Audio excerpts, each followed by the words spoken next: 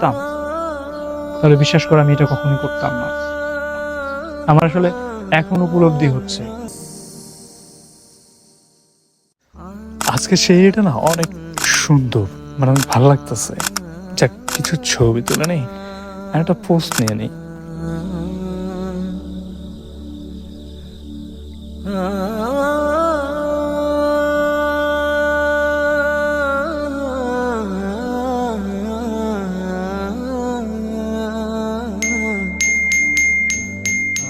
কিরে, কালকে ইফতারের স্ট্যাটাস দেখছস?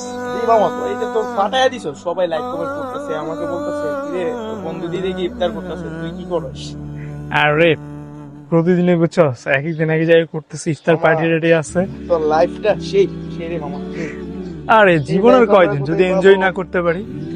ঠিক আছে, এনজয় কর, ভালো।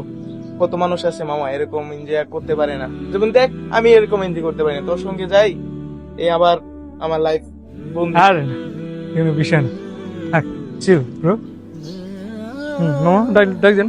কিরে কিরে, কি করতেছস তোরা? বস, আমাকে মোবাইলে এসব কি ছাড়ো? ইফতার সেহেরি এগুলো নিয়ে আনন্দ ফুর্তি করো দেখি ঠিক।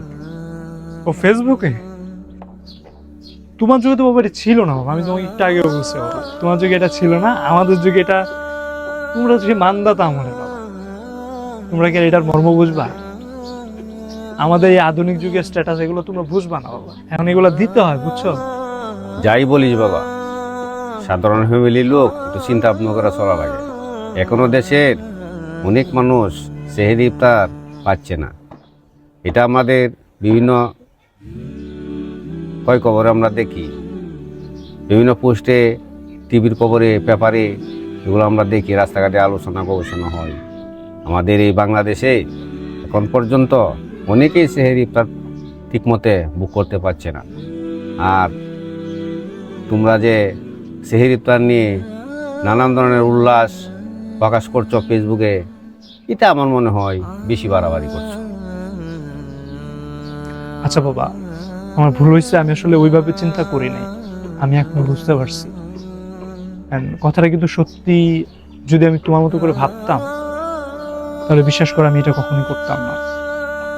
আমার আসলে এখন উপলব্ধি হচ্ছে যে আমার এই বাহারি খাবারের আয়োজন, কারো ঘরে হয়তো বা পান্তা ভাত কিংবা একটু ভাত আর ডালও থাকে না সেহরিতে, ইফতারিতে একটা খেজুর কিংবা একটু শুকনো মুড়ি, এছাড়া আসলে কিছুই থাকে না। অথচ আমি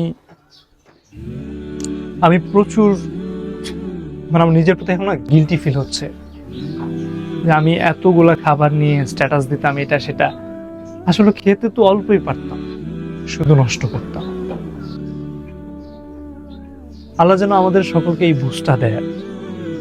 বাবা, আমার ভুল হয়েছে, তুমি আমাকে মাফ করে দিও। দেখ কাকা যে যা কথাটা বলছে